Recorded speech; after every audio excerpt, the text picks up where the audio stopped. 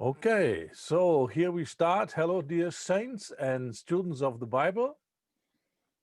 Ну вот, пришло нам время начинать наш очередной урок. Дорогие святые и дорогие братья и сестры, которые посвящают время на то, чтобы изучать Писание. Here comes part 2 of our little series on biblical faith. Сегодня мы проведем второй урок касательно темы библейской веры, который мы начали. Yesterday, we started to look at the role of faith in fundamental Christian experiences. Вчера мы с вами начали говорить о роли веры в фундаментальных или основополагающих переживаниях, которые переживает любой христианин настоящий. And the last thing that I discussed was the baptism of the Holy Spirit, the receiving of the Holy Spirit. И остановились мы в прошлый раз именно на крещении Духом Святым, какую роль вера играет в этом переживании. One little remark before we continue. The emphasis in Scripture is receiving from God, not God giving, but us receiving from Him. Хотелось бы снова подчеркнуть эту важную мысль о том, что Библия делает гигантское ударение не сколько на аспекте того, что Бог нам дает, а сколько делает ударение на аспекте того, как мы принимаем то, что Бог дает нам. You remember when Paul met the disciples in Ephesus in Acts 19, he asked them, did you receive the Holy Spirit when you believed? Давайте с вами вернемся к этому отрывку Писания в Деяниях, 19 главе, когда Павел встретил группу только что уверовавших людей из Ефеса, и он задает им этот вопрос: а вы приняли Святого Духа, уверовавшие? I'm sorry. He did not ask, did God give it to you, but did you receive it? Обратите внимание, он не задает им такой вопрос: а Бог вам дал Духа Своего Святого, когда вы уверовали? Нет, он задает им вопрос: а вы приняли? The same thing we find in Acts 8:15 when people from Samaria got saved. Мы наблюдаем нечто похожее, Деяния 8:15, когда некоторые люди из Самарии уверовали. They send two apostles to them to pray that they might receive the Holy Spirit. К ним были посланы два апостола для того, чтобы они могли получить обещанного Духа. They didn't go there to pray that God might give it to them, but that the believers would receive. И обратите внимание, там нигде не сказано, что апостолы были посланы для того, чтобы просто помолиться за них, что, может быть, они примут или не примут, или что-то еще. Но их туда послали с конкретной целью, чтобы уверовавшие приняли.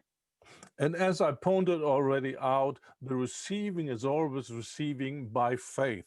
This was in Galatians 3:5-7. И как мы с вами уже читали в Галатах 3, с 5 по 7 стих, все упирается в принятие. И принять можно от Бога, что бы то ни было, только верой. Now let's go on and look at different situations. Ну, давайте с вами будем продолжать разбирать тему и посмотрим на различные другие ситуации. A very fundamental Christian experience is the justification. Например, фундаментальное наследие или переживание, которое должно принадлежать каждому христианину, это оправдание. That talks about how we stand before a holy God.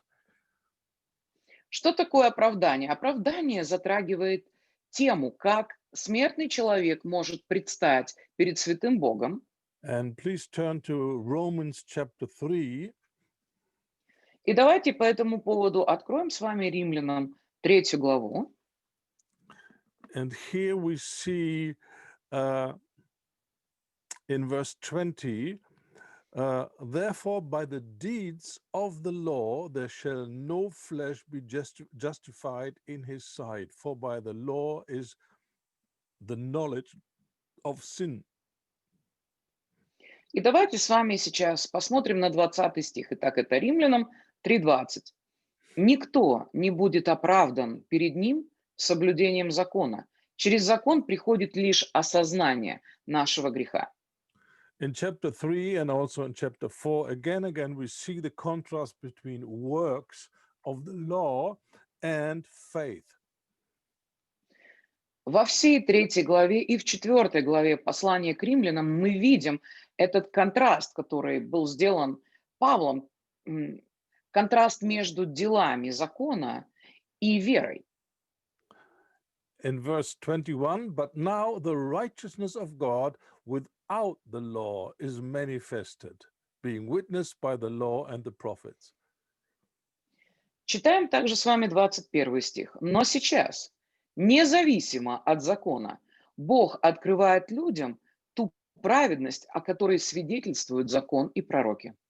22, even the righteousness of God, which is by faith of Jesus Christ unto all and upon all them that believe. For there is no difference, for all have sinned and come short of the glory of God. Okay. Давайте с вами еще прочитаем 22 и 23 стих.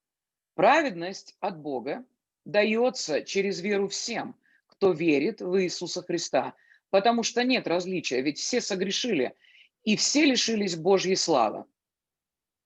And then 24, being justified freely by his grace through the redemption that is in Jesus Christ. И 24 стих. «И все получают оправдание даром, по благодати, через искупление, совершенное Иисусом Христом». See, grace is the basis on which this wonderful gift is given. Мы видим с вами, что только благодать является единственным основанием, на котором можно получить этот дар оправдания. Grace means we cannot deserve, we cannot earn it, we don't deserve it, but God gives it freely because he wants to give it to us.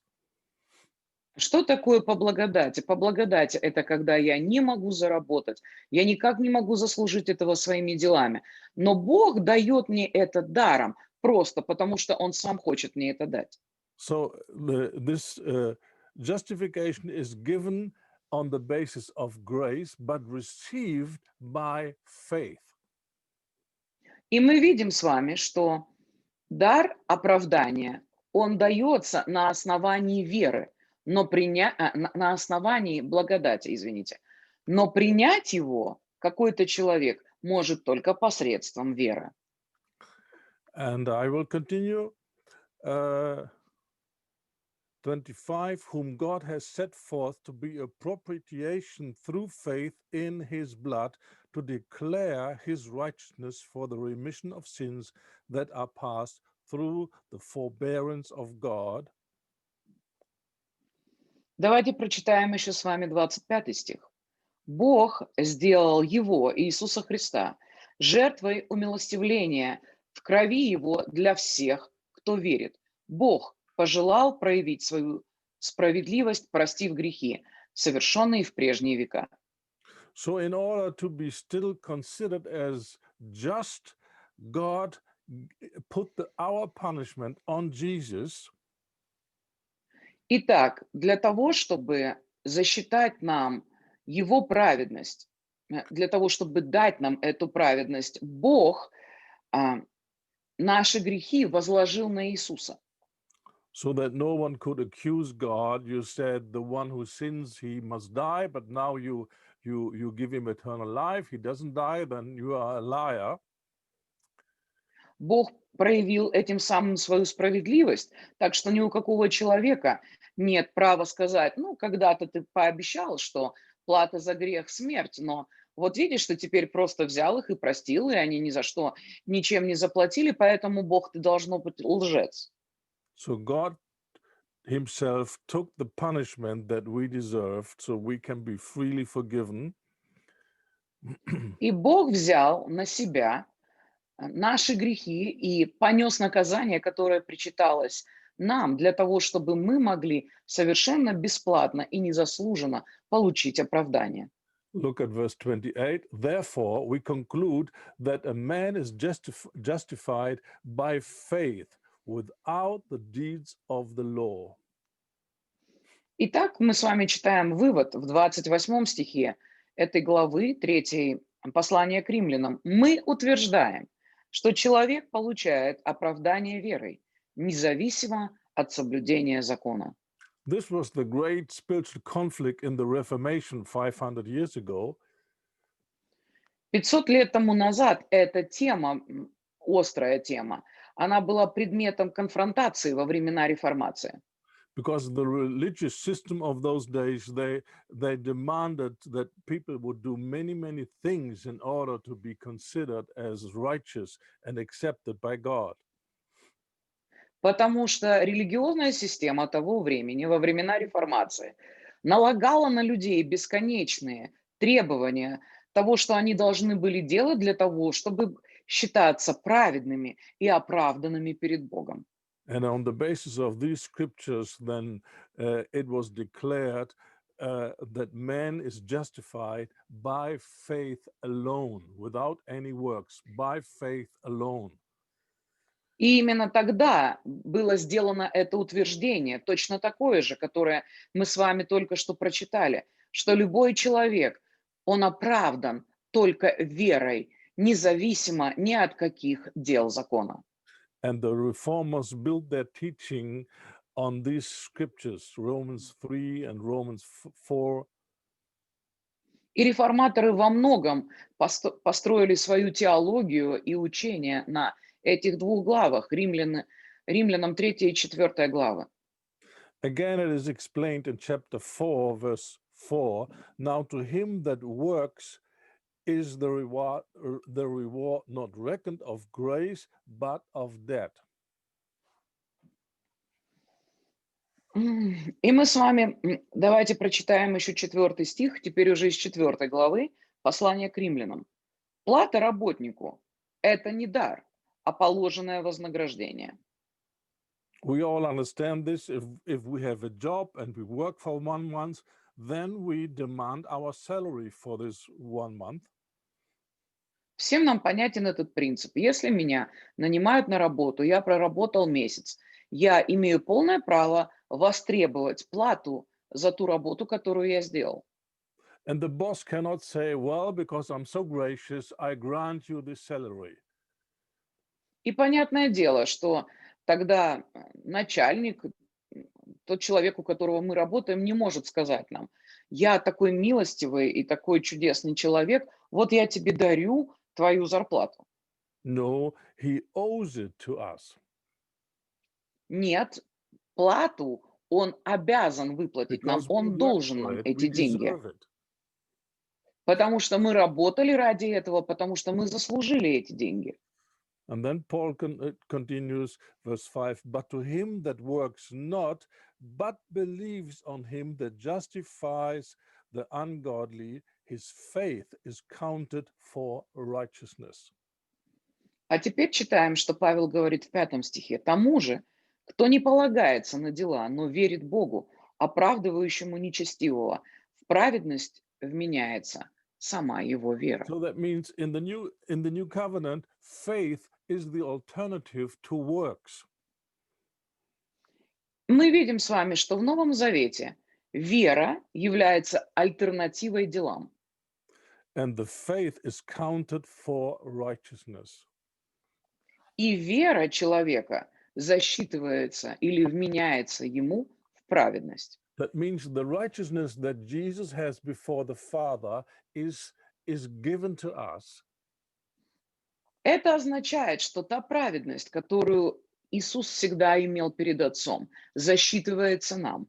And therefore we can stand before a holy God without any sense of guilt and condemnation and inferiority or any other negative feeling. Именно поэтому на этом основании мы можем стоять перед Богом, не испытывая никаких негативных эмоций, таких как вина или стыд, или чувство неполноценности. Someone explained this English term justified with just as if I never sinned. А, Некие люди используют такое объяснение праведности. Праведность или оправданный человек– это человек, который стоит перед Богом, а, как будто бы он никогда в жизни ничего не сделал дурного и ни разу не согрешил. And this is the amazing thing that God looks at us in Jesus as if we had never sinned. И это на самом деле соответствует действительности, это так прекрасно. Понимать, что я могу стоять перед Отцом, и мне засчитана праведность Иисуса, и Бог смотрит на меня так, как будто бы я никогда не All согрешал. our past sins are forgiven. We are cleansed by Все the blood наши, of Jesus. все наши прошлые грехи были прощены, и мы очищены кровью Иисуса. And we are regarded as someone who never sinned. This is how God sees us. И Бог считает нас и видит нас такими, как будто бы мы никогда не грешили. Бог и в самом деле так относится к нам. And he says, I will never remember your sins. Более того, Бог говорит, и я больше никогда не буду вспоминать твоих грехов. And it takes some effort to hold on this truth, to hold on the word, to really believe what is said by God. И я понимаю, что для любого человека требуются определенные усилия для того, чтобы твердо держаться слов, которые сказал сам Бог. And you might ask, but what happens if I sin again? Вы, должно быть, хотите задать этот вопрос. А что будет, если я начну грешить снова? Well, scripture says, if we sin, then God is faithful and just, and he forgives us and cleanses us. Писание провозглашает нам, что Бог, будучи верен и праведен, простит нам наши грехи и омоет нас от всякой неправедности. He cleanses us from all unrighteousness. Он очищает нас от нашей всякой неправедности. So that means if all the unrighteousness is gone, then we are again the righteousness of God. We are clean. И понятно, что если Бог сам очищает нас от всякой неправедности, мы снова чисты и мы снова праведны. But we will only experience the peace of our soul when we believe that God deals with us the way he has promised in his word. И важно здесь тоже такой момент. В реальности человек может испытывать мир в своей душе, когда он соглашается с тем, что Бог относится к нам и имеет дело с нами именно так, как Он нам это пообещал в Своем Слове. The peace does not come by confessing our sins. Мир не приходит в сердце человека только потому, что он исповедовал все свои грехи, But by believing that God deals with us as he has promised. но этот мир укореняется в сердце человека, когда человек верой принимает, что Бог относится к нему именно так, как Он сам и сказал, That means никак he по-другому. forgives us and he cleanses us. Это означает, что Он прощает нас, и Он очищает нас от всякой неправедности. Someone told me one day I had to pray all the night till God would forgive me. Однажды человек мне сказал, мне пришлось молиться всю ночь для того, чтобы Бог простил меня. Why he had to pray all the night? Почему человеку пришлось молиться всю ночь? Because he refused to believe what the word says.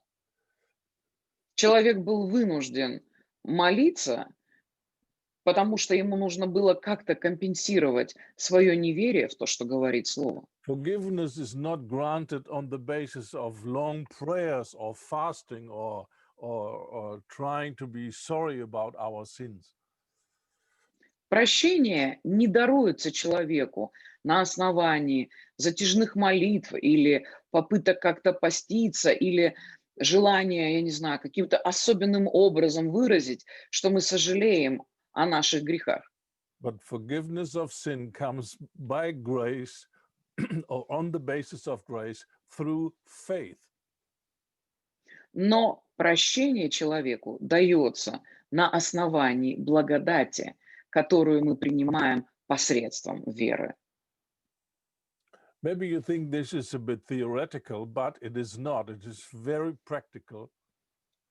Возможно, вы сидите сейчас и думаете, ну, это все как-то очень на уровне теории звучит, но в реальности это очень практичные вещи. Many believers do not enjoy their relationship with God because of feelings of guilt and inferiority and fear of punishment. Многие люди не способны наслаждаться своими взаимоотношениями с Богом, потому что они постоянно мучимы различными эмоциями. Чувство вины, стыда, чувство, что они недостойны. This is the postman. Ну вот, опять почтальон пришел. So they just don't apply what is written. They don't believe what God has promised to them. Фактически, что делают эти люди? Они не применяют к своей жизни то, что Бог сказал в своем слове. So faith says, God has promised this grace to me, and I believe it, and I receive it, and now I have it. Что делает вера? Она говорит, Бог мне пообещал эту благодать, и я ее беру, я в нее верю, я ее принимаю. And the corresponding work to my faith to make my faith complete is just thanking. That's all. И соответствующее дело моей веры в такой ситуации будет выражаться в благодарности. Я просто, As используя свою веру, я принимаю и благодарю. I'm sorry. in the letter of John is written, if our heart condemns us, then we can bring our heart to peace. We have to do it by the facts of the truth.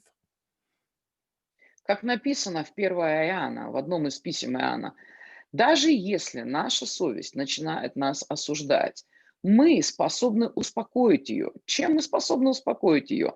Тем, что мы говорим ей факты Писания. And an immature believer assumes that the feelings of guilt are a proof that God has something against them. Неопытные или начинающие, можно так сказать, верующие, они считают часто, что вот эти вот негативные чувства, которые они испытывают, ну, например, вины, они являются подтверждением того, что Бог все еще что-то держит против них. Which in reality is nothing like a lie of our own soul or of a religious spirit. Что по сути является ничем другим, кроме как ложью либо нашей собственной души, либо религиозного духа. So faith, I say it again, is believing that God deals with me as he has promised in the book. That is faith. Итак, что такое вера в данном контексте? Это убежденность, что Бог будет относиться ко мне и поступать со мной именно так, как Он пообещал мне это в своей книге. Faith always possesses what God has promised. Вера всегда берет или делает это своим обладанием, все то, что Бог пообещал. Let's look at John 5:25. Давайте с вами посмотрим Иоанна 5:25.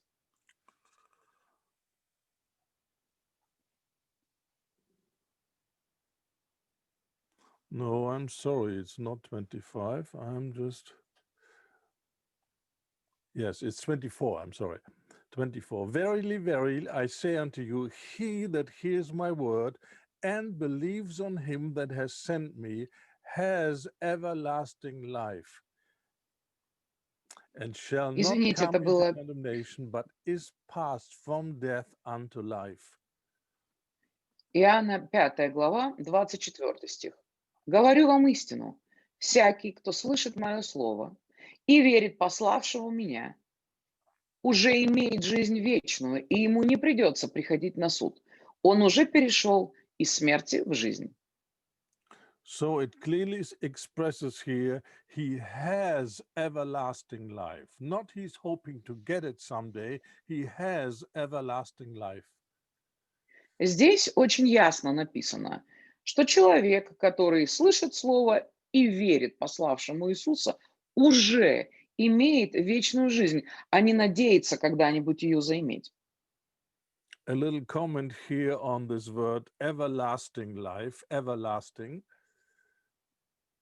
Хотелось бы еще откомментировать слово «вечную», «жизнь вечную».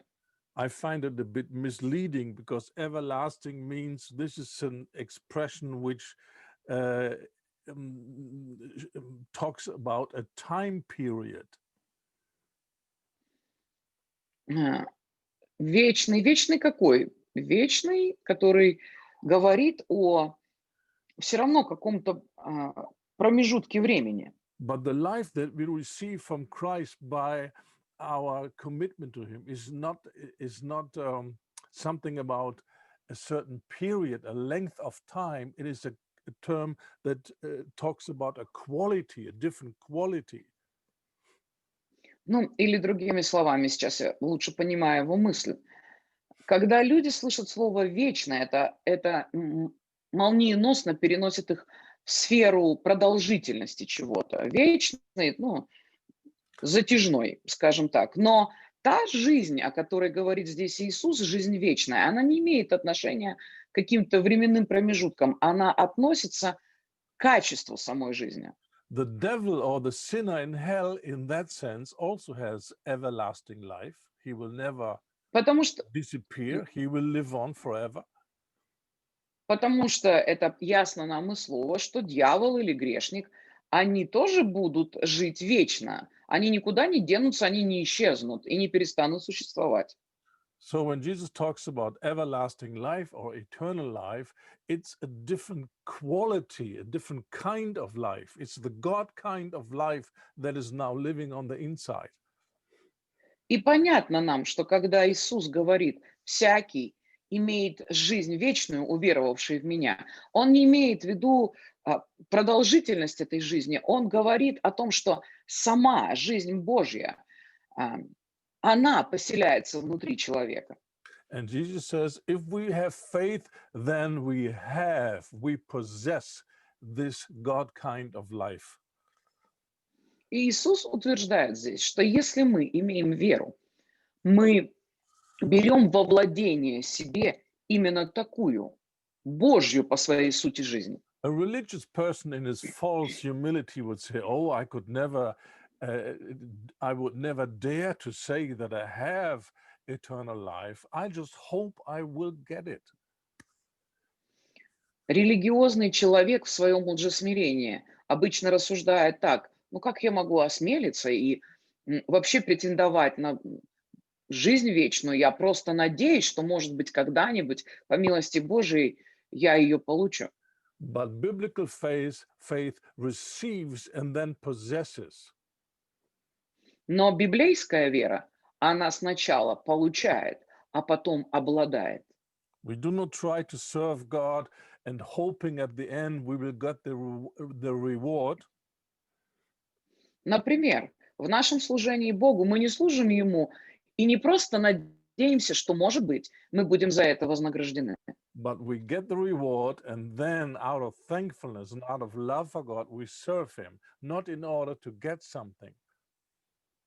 Но мы получаем уже эту награду вечной жизни, и мы а, с счастливым и благодарным сердцем начинаем служить. And Jesus says, we have passed from death to life. И Иисус утверждает и говорит: вы уже перешли из смерти в жизнь. So a true believer knows that he has this God kind of love of life right now in him. He has it. Поэтому подлинный христианин, человек, который по-настоящему уверовал, он знает, что внутри себя он имеет эту жизнь вечную. So this is the great blessing of biblical faith. We know that we have. We are not doubting. We are not hoping one day maybe we get it. No, we have it. We have this salvation. Hallelujah. Друзья, и это такая великая благость и благодать библейской веры. Мы не просто надеемся, мы не просто когда-нибудь ожидаем, мы имеем эту уверенность в своем спасении. Аллилуйя. And the only reason why we can believe that we have it is his promise, his word, nothing else. И единственное основание, на котором мы верим, это Его обещание в Его Слове. Никакого другого основания. Faith is always based on the word of God. И еще очень важный момент. Вера всегда зиждется именно на Слове Божьем. And we need to understand the great conflict between seeing and believing. Очень важно нам еще понимать конфликт, который существует в том, чтобы видеть, и в том, чтобы верить. This is expressed, for example, in 2 Corinthians chapter 4, verse 17 and 18. Во 2 Коринфянам в 4 главе, 17-18 стихе это очень ясно выражается. No, let's start with 16. For which cause we faint not, but though our outward man perish, yet the inward man is renewed day by day. Давайте начнем с вами, пожалуй, с 16 стиха из 2 Коринфянам 4 главы. «Поэтому мы не унываем. Даже если мы изнашиваемся физически, то внутренне мы изо дня в день обновляемся». We have an outward man that grows weary and tired and old, and we have an inward man, and that is renewed day by day. Здесь говорится о том, что у любого человека есть физический человек, внешний человек. И здесь говорится, ну и нам это всем понятно, что наши тела физически могут уставать, они могут изнашиваться, они могут стареть. Но внутренний человек наш изо дня в день обновляется. And then Paul explains how this renewal is happening every day. И потом Павел объясняет, как это обновление фактически происходит. For our light affliction, which is but for a moment, works for us a far more exceeding and eternal weight of glory. Так как наши легкие и временные страдания – ничто по сравнению с весомой и вечной славой, которую они нам приносят. So the opposition, the conflicts, the oppression, the dangerous situations, they produce a weight of glory, he says. Он говорит здесь, что различного рода сопротивление, с которым мы можем сталкиваться в жизни, какое-то давление, какое-то гонение. But it В общем, doesn't- различные временные страдания такого рода, они производят, по его словам, в нас вечную и весомую славу. but it doesn't happen automatically. Но этот процесс не происходит автоматически с нами. This renewal, this producing of glory happens only in the context of our right response. Но вот это вот, и мы прочитаем об этом немного дальше, вот этот процесс внутреннего обновления и вхождению в весомую вечную славу, он зависит от того, и он вообще описывается в контексте нашей правильной реакции на эти страдания. Only if there's a response of faith, then this glory will be produced.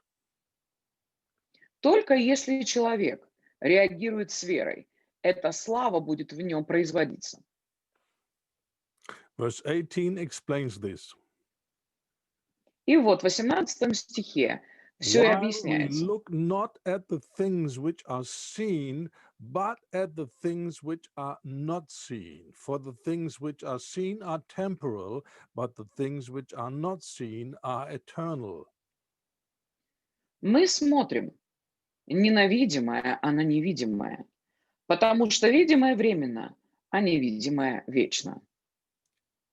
If we do not look at the things that are eternal, we have only the situation in front of our eyes. Если мы в момент каких-то переживаний не начинаем смотреть на невидимое, а смотрим только на обстоятельства окружающей нас жизни, And we will not be able to look beyond into the future, and we will be stuck with this situation of threat or oppression or suffering or whatever. и мы не можем заглянуть за пределы вот какой-то болезненной ситуации, будь то страдание, будь то какое-то переживание, гонение, давление. So we have to believe that God is greater. We have to believe that this present difficult or dangerous situation, this is not the end, but God has a solution. Но очень важно нам как раз в момент такого давления посмотреть на невидимое, посмотреть за пределы всего того давления или какой-то опасной ситуации и увидеть невидимое и вечное, и понимать, что у Бога есть решение. Like Paul, when he was shipwrecked and he was on the open sea, uh, humanly speaking, this was a hopeless situation. He was lost. That's it. Потому что если мы посмотрим, например, на жизнь Павла, помните ту ситуацию, когда он был на корабле, который потерпел кораблекрушение, и вот Павел что, он остался один посреди открытого бушующего моря. Что можно сказать по-человечески о такой ситуации? Она безнадежна. And the outward situation looked like defeat. И, и видимая внешняя сторона вопроса выглядела как полный провал. But on the inside, he was not defeated. He was still victorious. He was full of confidence and full of assurance there will be a good outcome. Но внутри своего сердца Павел, он был победоносным, он продолжал стоять и верить, что из этого всего выйдет что-то доброе. Бог все равно решит этот вопрос. So when he wrote, we have always victory in Christ, he was not talking about having no problems, having no challenges. Поэтому, когда Павел написал благодарение Богу, который всегда дает нам торжествовать во Христе Иисусе, он не подразумевал под этим, что никогда жизнь не будет бросать нам вызовы и какие-то трудные ситуации не будут происходить. Victory or defeat is a matter of the situation on the inside, not the outside.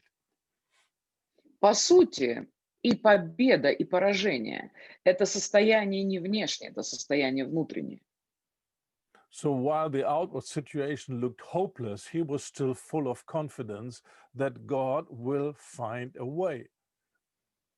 И несмотря на то, что чисто с внешней точки зрения вся ситуация выглядела довольно безнадежной, он был победоносным и торжествовал внутри, потому что он знал, что Бог найдет выход. Even while he was spending a whole day and a whole night out in the sea without any help. И обратите внимание, он там пробыл не короткое время, он всю ночь и весь день болтался на обломке посреди моря, и ему неоткуда было ждать помощи. So what helped him not to be drowned by hopelessness and despair? What helped him? И что помогло Павлу в этот момент не утонуть в отчаянии и в Faith. огорчении? Faith in God. Вера помогла.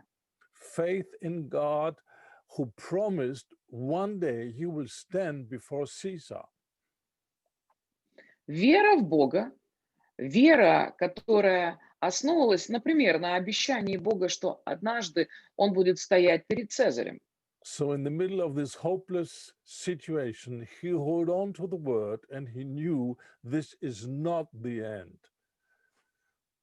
И посреди вот такой довольно тяжелой, безнадежной, чисто по-человечески ситуации, он знал внутри, что это не конец. So faith is holding on to the promise, the word of God. Итак, вера, она всегда держится за Божье обещание, за само Слово. Once Jesus said to the disciples, let's go into the boat and go across the lake on the other shore. Однажды Иисус пригласил своих учеников и сказал: пойдемте, сядем в лодку и переберемся на другую, на противоположную сторону. And then Jesus went to sleep. И когда они сели в лодку, Иисус уснул.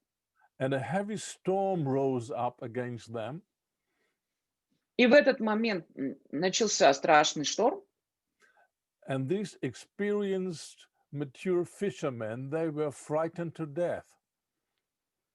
И представьте, его ученики, которые по большей мере были опытными рыбаками, они все ужасно перепугались, потому что шторм был такой силы. Because big waves were crushing against the boat, and even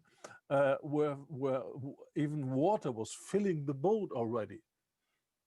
Волны жестоко бились о края лодки, и вода затекала в лодку даже. And they woke up Jesus and says, "Don't you care that we all die?" И они разбудили Иисуса и сказали: слушай, тебе что ли все равно, что мы сейчас все умрем? So that means they looked at the circumstances and draw their own conclusions. This looks terrible. We have no chance. We will die. Это означает, что они устремили свой взор, ну, можно сказать так высокопарно, или просто они смотрели на внешние обстоятельства, их мозг сделал из этого выводы и сказал: это такой ужасный шторм, нам точно его не пережить, поэтому все обязательно умрем. Все Something пропало. like this happens to us many times. И в нашей жизни с нами подобного рода переживания случаются довольно часто. We have threats and challenges, and we don't have an answer. Мы сталкиваемся с какими-то угрозами, мы сталкиваемся с какими-то вызовами, которые бросает нам жизнь. И And, в себе мы не находим ответов правильных. and then our mind draws the conclusion that's the end. We have no hope. И, как, и когда у нас нет человеческих ресурсов, наш мозг нам сразу сигнализирует и говорит: все, это конец, надежды никакой нет, нам с этим ничего не сделать. What did Jesus say when they woke him up? А как Иисус отреагировал, когда его ученики разбудили посреди шторма? Where is your faith? Он сказал им: где ваша вера? How comes that you don't have faith? Как это так, что у вас веры не оказалось? Because I told you we will go to the other side of the lake. Разве я вам не сказал: давайте переберемся на противоположную сторону озера? Jesus didn't say, let's enter the boat, go to the middle of the lake, and then drown. Потому что он не говорил им: сейчас, друзья, давайте сядем в лодку, доплывем до середины озера и потонем дружно. So if they had hold on to this word, they would know in the middle of the storm, we will reach the other shore because he has said it. И это такой удивительный пример на самом-то деле, потому что если бы они помнили и держались за слова Иисуса, они бы знали, что они доплывут до противоположной стороны, потому что это было то, что он им в точности пообещал. So the life of faith always has this conflict between what we see and what we feel, which is also И the visible поэтому realm. And on the наша other жизнь side, с вами what is the spiritual reality? What is the unseen reality? всегда находится посреди этого конфликта между видимой стороной, между тем, что говорят нам обстоятельства, и или наши чувства, которые тоже относятся к сфере естественного, и And э, believing God is Словом Божьим. and believing God is learning the art of holding on to the word, the promises of God in the midst of a storm. That is believing in God. И по сути, что такое вера в Бога? Это м, искусство, которому человек учится на протяжении своей жизни доверять Божьему Слову и держаться за Божье Слово посреди многоразличных жизненных трудностей. So, although we cannot see our feelings according to biblical terminology, our feelings belong to the visible realm. И мы уже тоже об этом говорили, что несмотря на то, что мы не можем увидеть наши чувства, Библия все равно относит наши человеческие чувства к сфере видимого. And the only thing that we have that connects us to the invisible realm is faith. И единственное, что нас как людей связывает с невидимой сферой, это вера. So God allows many, many difficult and hard situations in our lives. И мы видим с вами здесь из Писания, что Бог позволяет разным трудным и неприятным ситуациям происходить в нашей жизни. So that we can learn to stay in peace and to be calm and be confident because we trust Him. Чтобы мы посреди этого всего научились пребывать в покое, в мире и в доверии, уповая на Его Слово. Let's look at another example which explains this further. In Hebrews 11, Давайте посмотрим с вами на Евреям 11 главу, где еще более подробно тот же самый принцип объясняется. and here in verse 24, 27, we are given the example of Moses. И здесь в 24 по 27 стих говорится о Моисее. And I read here, by faith, Moses, when he was come to years, he refused to be called the son of Pharaoh's daughter, choosing rather to suffer affliction with the people of God than to enjoy the pleasures of sin for a season.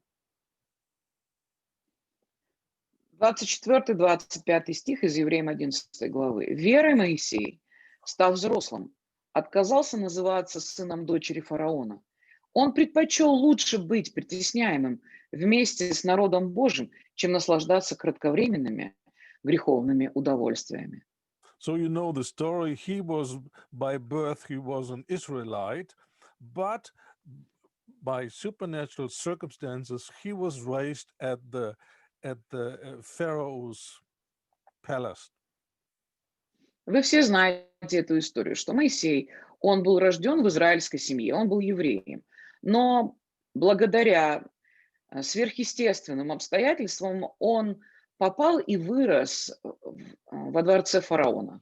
And while his own people were suffering and exploited as slaves, he would enjoy the pleasures of sin at the Pharaoh's palace.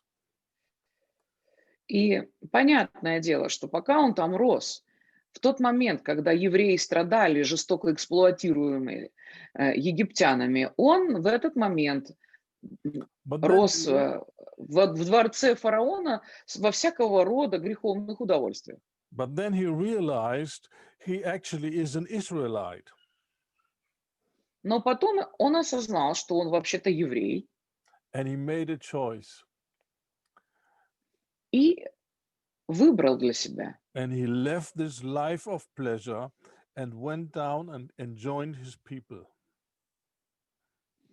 И он оставил эту жизнь полную различных удовольствий и смирил себя и стал частью своего народа. And the Holy Spirit in the next verse explains why he could make such a strange decision. И Дух Святой объясняет нам в следующем стихе, что позволило Моисею сделать такое удивительное и одновременно странное с человеческой точки зрения решение. Scripture says he esteemed the reproach of Christ greater riches than the treasures in Egypt. 26 стих говорит, Он видел, какая награда ждет его впереди. И поэтому унижение ради Христа для него было ценнее богатств Египта. For now comes the explanation. Why was he able to do such a decision? Здесь содержится объяснение, почему он смог сделать такой выбор.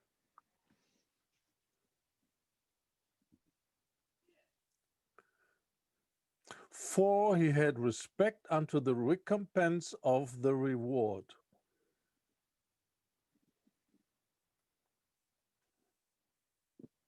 This is А, по- 26, the second Ver- part. Это все еще 26 стих, потому что он видел, какая награда ждет его впереди. Or with more simple words, we could say, he looked for the reward. Но, в общем-то, вполне это соответствует. Это не, ну, не компенсация, но да. Он простыми словами, он видел, какая награда его ожидает. By faith, he was able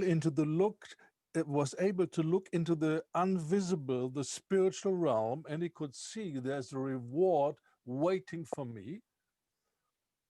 Верой Моисей смог заглянуть за все, что окружало его в его жизни, и он мог увидеть невидимое и увидеть ту награду, которая ждала его.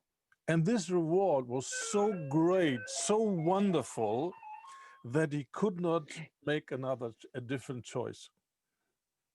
И эта награда, которую он увидел перед собой, она была настолько прекрасна и чудесна, что он, по сути, не решился выбрать что-то другое.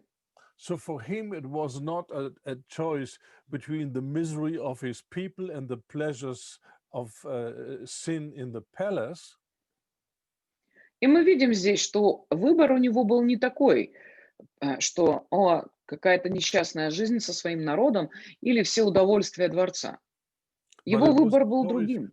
it was a choice between the pleasures of sin at the Pharaoh's palace and the glory, the reward, the eternal reward that was prepared for him and waiting for him. Но выбор у него был между греховными удовольствиями жизни в дворце фараона и вечной славой и удивительной вечной наградой, которую он увидел перед собой. And then verse 27 speaks about his leadership, where he led his people out of Egypt. И потом следующий 27 стих говорит о его функции и роли вождя, которую он осуществлял. Verse 27, by faith he forsook Egypt, not fearing the wrath of the king, for he endured as seeing him who is invisible. Он вывел еврейский народ из Египта, и здесь написано, как он это сделал. Верой он вышел из Египта, не боясь гнева царя. Он вытерпел все, как человек, который видел бы перед собой невидимого. By the eyes of faith, he saw God being with him and helping him and leading him and encouraging him. Глазами веры он видел с собой Бога, который вдохновлял его, который направлял его, который помогал ему. And so he conquered many difficult situations by holding on to God. He's with me, he's the way, and he will always make a way. И здесь написано, что он вытерпел все те многоразличные страдания и трудные ситуации, потому что глазами веры он видел перед собой невидимого, о котором он знал, что он тот, который позаботится, который проложит путь и который выведет. This is the lifestyle of faith. И это и есть образ жизни веры. We act as if there is a God who gave wonderful promises. Мы поступаем так, как будто бы мы видим перед собой Бога, который дал нам свои удивительные обещания. Because we trust there is a God who really gives wonderful promises and will fulfill them. Потому что мы уповаем и полагаемся на этого Бога, который на самом деле существует, который сегодня есть, и который благ, и который дал нам свои обещания, которые Он сам обязательно исполнит. So we learn not to be moved and motivated by the circumstances or by our feelings and our own reasoning, but we are motivated by the fact God is there and He's with me and He's for me. И мы учимся так в нашей жизни уповать не на наши чувства, не на наши обстоятельства, не на какие-то доводы нашего человеческого рассудка, но мы учимся уповать на Бога, который есть, который ищущим Его воздает, который никогда меня не бросит и не оставит, и который дал мне свои обещания. So we are always looking at the invisible realm. This is where God is, where His throne is, where His love is, where His promises are. Именно поэтому мы устремляем свой взор, направляем свои глаза на невидимое, на Божий престол, где Он есть и где Он прекрасен, свят и всемогущ.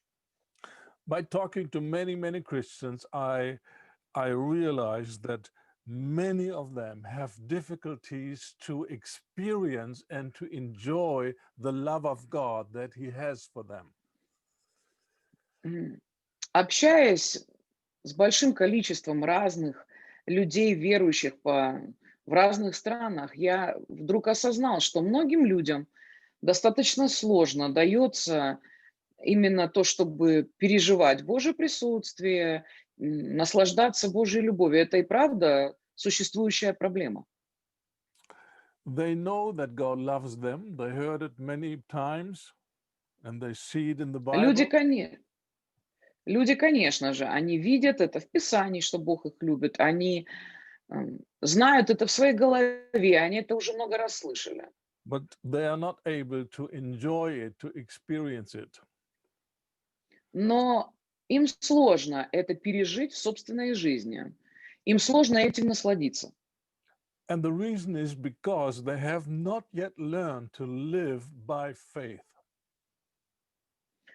И причина как раз-таки и заключается в том, что люди эти, они пока еще так и не научились жить верой. The righteous shall live by faith every day. А праведный каждый день верой жив будет.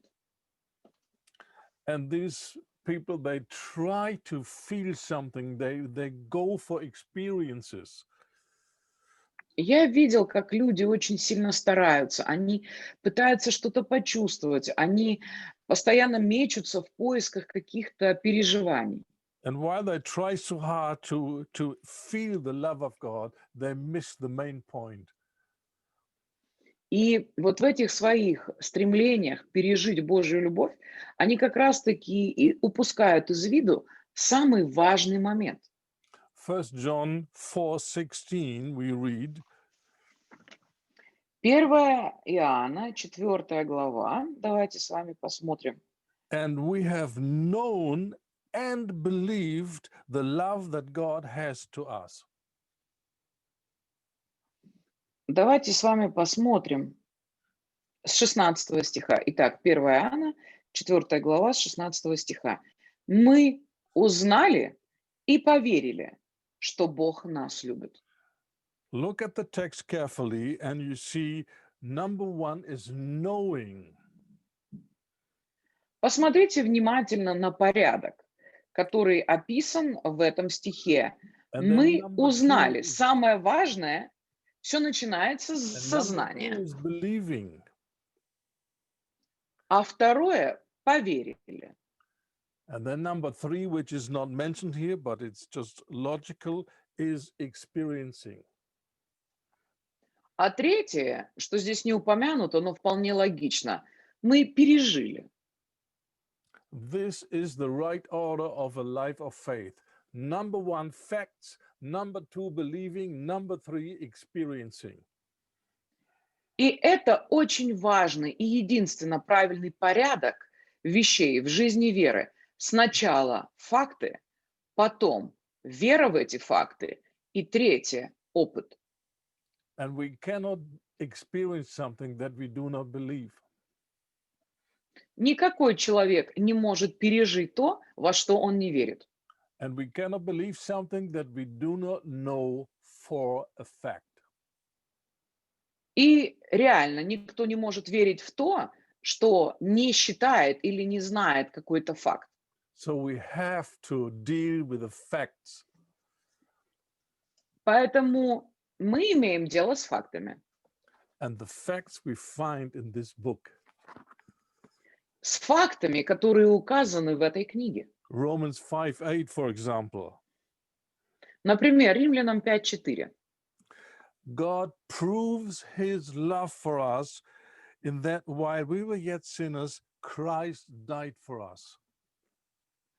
Потому что Бог доказывает свою любовь к нам тем, что Христос умер за нас, пока мы еще были грешниками.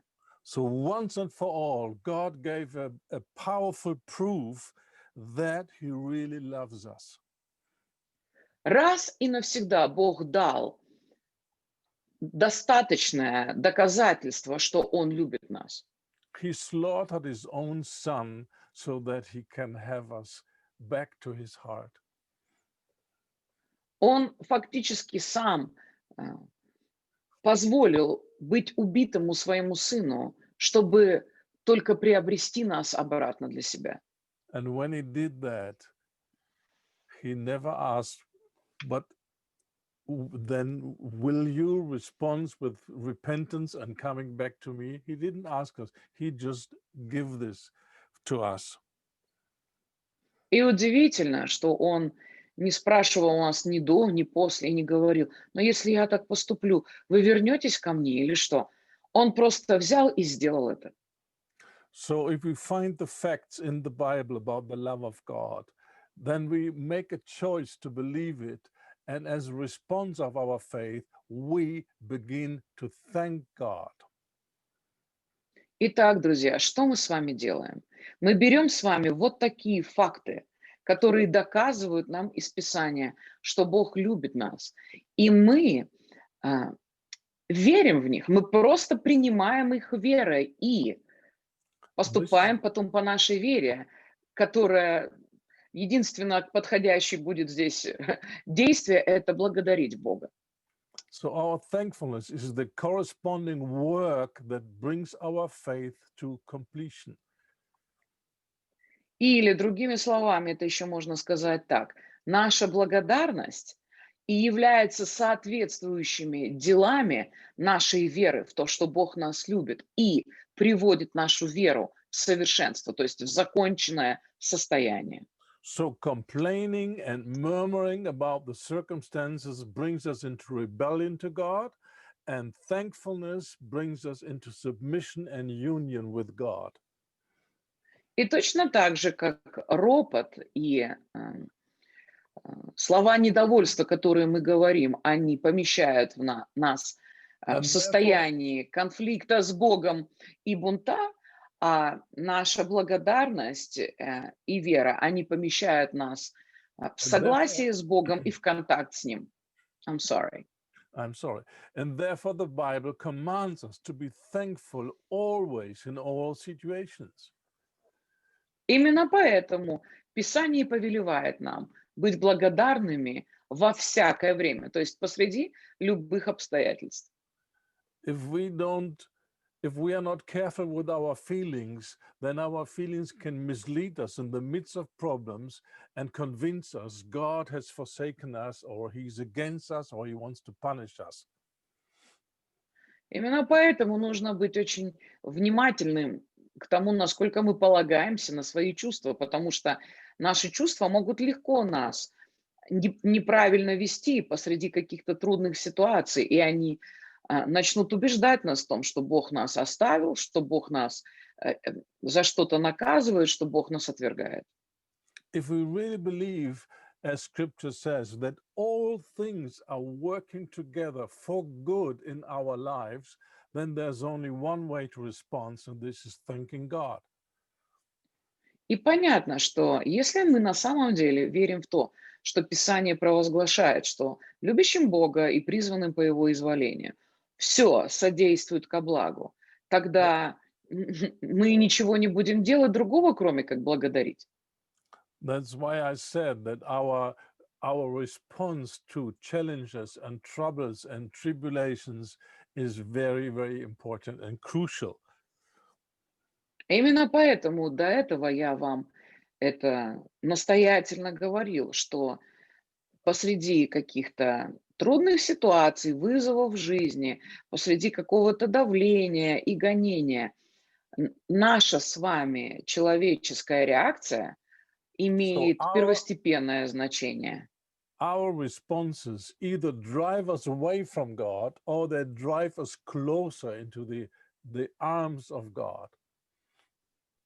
Потому что именно наши с вами реакции, то, как мы откликаемся на какие-то ситуации, либо начинают уводить нас от Бога и толкать в противоположное направление, либо они начинают нас к Богу привлекать. This is the life of faith that we see explained in the Bible all over. И это та самая э, жизнь веры, которую нам Писание повсеместно описывает. Paul was praising God in the midst of the prison. Например, Павел, он хвалил и благодарил Бога, будучи в тюрьме.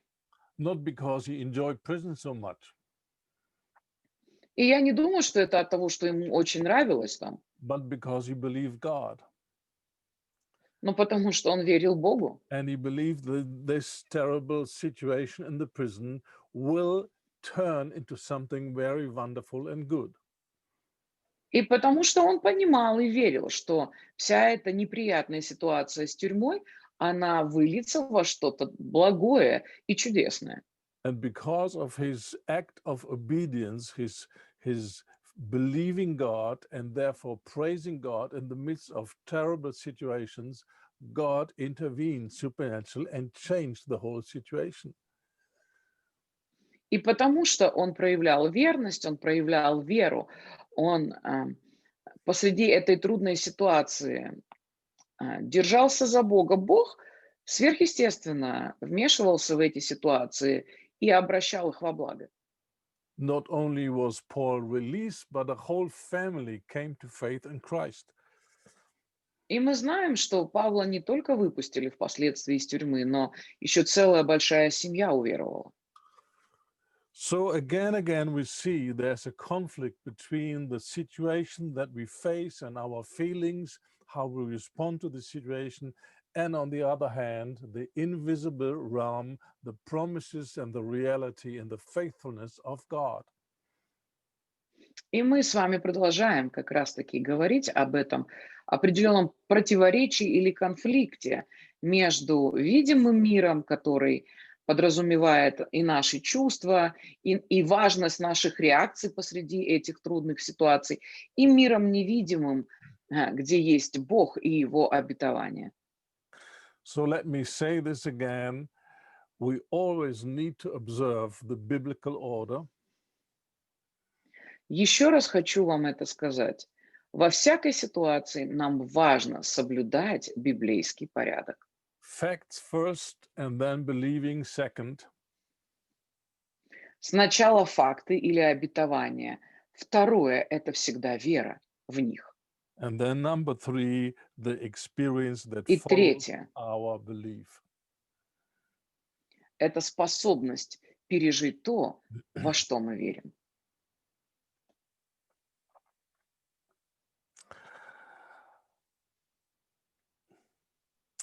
I think we should stop here because the next section is a large one and we will not finish it this time. So I keep it for the next time, and so we will have definitely 3 parts, maybe even 4 parts. Who knows? Да, ну, думаю, сейчас нам пришло время как раз остановиться, потому что следующий момент, который касается веры, и о котором я бы хотел поговорить, он достаточно обширный, поэтому коротко об этом поговорить нам не удастся. Так что, друзья, я думаю, что у нас будет продолжение, будет третья часть этой темы и, возможно, еще и четвертая. So, in the next part, we will talk about faith and victory over sin. И в следующий раз мы начнем с вами говорить о вере и победе над грехом. And I think you all agree this is a very important point. И я думаю, вы все согласитесь с тем, что это очень важная тема. If we do not have victory over sin, we will not, on a regular basis, enjoy the presence of God and have the joy of the Lord.